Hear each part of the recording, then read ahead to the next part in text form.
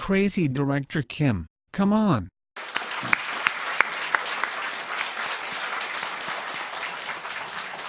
Yesterday, I heard a hypothesis from him, and the process to establish the hypothesis was highly impressive. In the process to review the information, which was deemed to be absolutely irrelevant or of which the meaning was not identified, the pieces of such information constituted a hypothesis, and this hypothesis is deemed to be highly important. In assumption of being a hypothesis, let's hear from him the story. Mysteries of a sharp turn. Past mysteries were classified into 4 categories. This question was repeatedly made in early stage. The question was that why Sewol ferry sailed near to islands just before the accident. This is the tracks of normal sail, and this is the tracks on the day of the accident reported by the government. Past tracks appeared very smooth and, especially, small turns were made near to Byongpungdo Island. As Jeju-do Island is very far, they had no reason for such a sharp turn. Sewol ferry turned to the left at this position, and, if so, it's not understood why Sewol ferry sailed so near to the islands. This question was made by an investigator, too, in the initial step of investigation.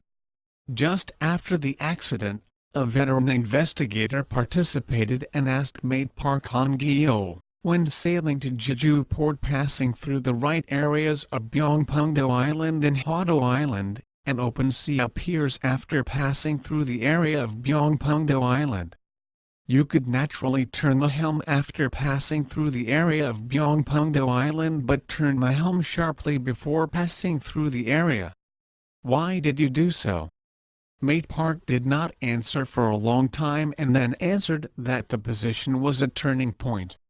The captain of Dula A said that Sewol ferry sailed closer to the islands compared with the tracks reported by the government. Moon had been tracking the Sewol earlier that morning as it was on his radar. He says the ship suddenly made a sharp right turn at a very slow speed. The ship's tracking system, the automatic identification system, was off. Left figure shows the position pointed by Captain Moon on a nautical chart, and right figure shows the position in easier expression on the same nautical chart. This is the sharp turn position reported by the government, and this is the sharp turn position pointed by Captain Moon. It has been repeatedly suspected that the nautical charts seem to be moved upward, and, if such suspicion is correct, Sewol ferry bears off the islands significantly. The depth is 52 meters at this position and is 22 meters at this position. The third question is that Sewol ferry drifted rapidly over the limit of control. The first evidence is that a passenger fled from the sofa to the sea through a door, and, as the result, he was missing.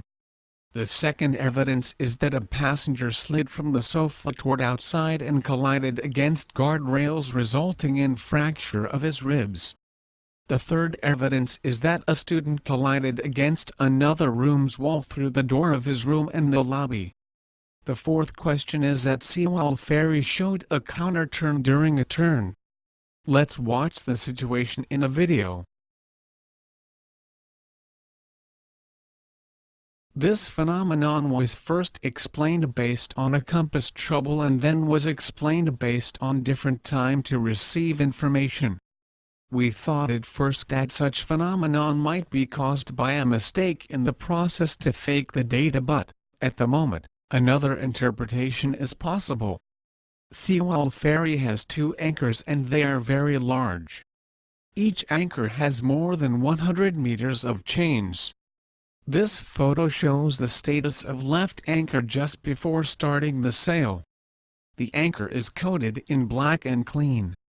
Sewol ferry was cleaned for regular inspection in February. The anchor enters into this position and comes out of this position. Let's watch the operation of an anchor. The anchor is dropped down using gravity. When hoisting it, the chains and anchor are washed with water. The anchor is automatically located in design position. As shown, The chains and anchor are washed with water at high pressure in order to remove sticky mud.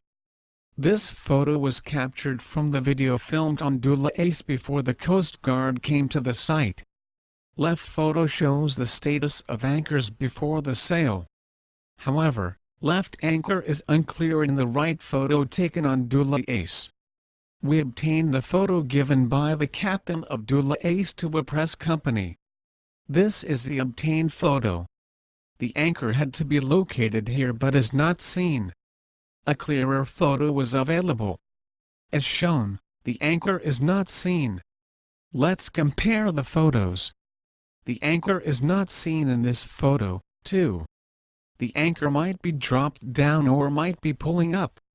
It's also possible that the anchor was hoisted but is not easily seen because it is coated with gray mud. However, in any cases, the anchor was not in proper status. In another photo taken at 09:35, that is several minutes later, left anchor is seen. The black-coated anchor is discolored probably with mud. After Sewol Ferry was turned up, left anchor is clearly seen after being immersed in the sea for 25 minutes. This figure shows the hypothesis of sinking. Sewol Ferry sailed in the shallow area. If Sewol Ferry sailed dropping down her left anchor, friction would be generated and, if the anchor is caught by a projected part on seabed, she might rapidly tumble to the left. And then, Sewol Ferry might show a counter-turn letting the passengers and the student fly to the left. Fractional information that Sewol Ferry sailed near to islands, that she turned sharply, and that left anchor was not seen may be consistently explained based on this hypothesis. Of course, this is a highly risky hypothesis. If this hypothesis is correct, Sewol Ferry must be sunk by every kind of methods.